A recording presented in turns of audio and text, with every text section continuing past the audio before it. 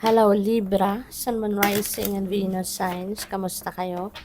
Sana ba'y nasa mabuti kayong kalagayan. Welcome back po sa Star Tarot.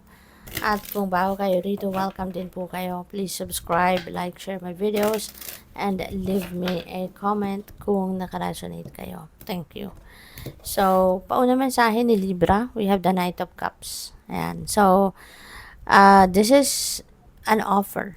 Merong mag-a-approach sa inyo dito and going to offer something.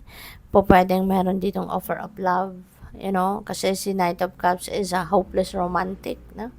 This is someone na very traditional, no, conventional way ang kanyang panliligaw. So siguro kung single pa kayo, no, baka meron manliligaw sa inyong ganon. Conservative, yung mga ganon, no? So, yun, there is an offer of love for some of you. Pwedeng meron dito mag-invite sa inyo for a date, no? Aayain ka. Someone is going to ask you out on a date, no? Pwedeng lunch, pwedeng dinner, diba? So, depende yan sa inyong sitwasyon.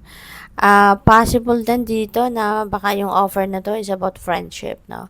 Baka meron kayong makikilalang bago ngayon at that person, baka makikipagkaibigan sa'yo.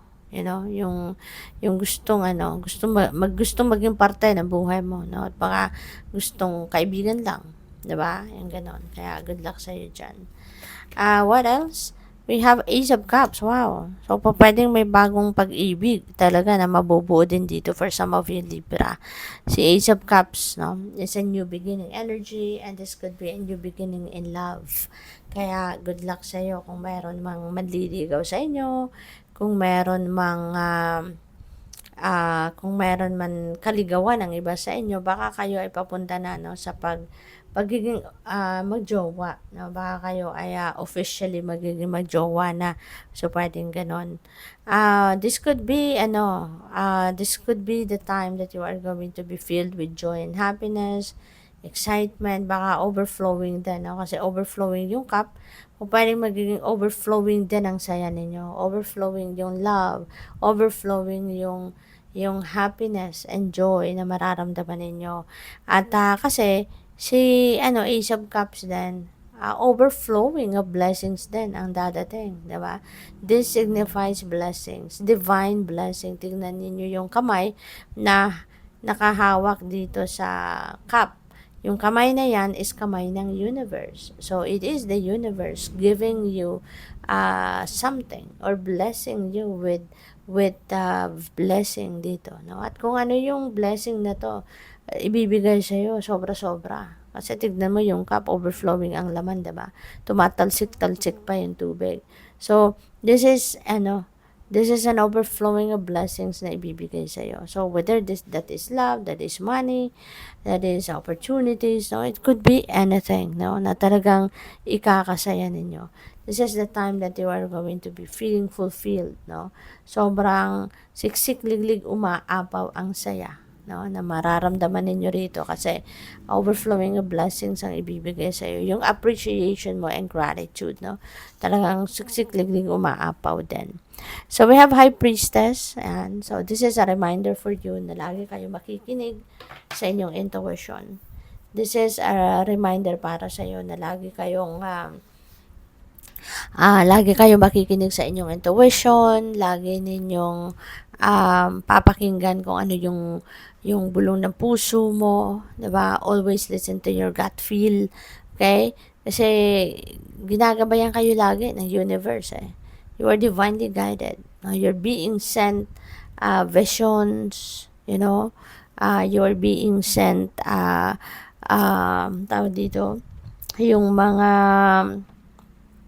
divine guidance, kaya intuitive messages and nudges, no? Kaya pakinggan ninyo ito lagi, i-access ninyo lagi para hindi kayo malilito, diba? Kasi gagayad kayo kung saan kayo dapat mapunta, i-guide kayo kung saan kayo dapat na tumungo, diba?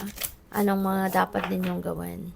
So, Libra, by the way, I would like to say hi muna and shout out sa ating beloved channel member na si At Maria Yui3981. Maraming salamat po for being here. Thank you for your support sa channel. Okay? God bless you more po. So, what else? we have taken shelter and the answers are within. Baka meron kayong mga katanungan sa inyong sarili. Baka merong mga bagay dito na nalilito kayo or naguguluhan kayo. So, tune in kayo sa sarili ninyo. Okay? Pakinggan ninyo yung inyong, pakinggan ninyo kung ano yung bulong sa inyo ng soul ninyo. Because your soul knows the answers. Alright? Para hindi na, maaari kasi na, baka nagpapa-advise kayo sa iba, nagtatanong-tanong kayo sa ibang tao, you are asking other people, 'di ba? Anong opinion nila, anong pa pwede, no? Na kasagutan doon sa inyong mga tanong. Pero you can't find the answers from the outside world kasi nasa kalooban mo, alam mo mismo kung ano ang sagot diyan. Pero maaring ayaw mo lang napakinggan ang sarili mo. Okay?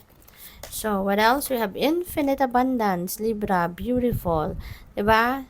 Ito, overflowing of blessings. Diba? So, at ibibigay sa iyo yan, ibig sabihin na abundance. So, ang ibibigay sa iyo, abundance of anything. Kasi nga, mag-overflow pa.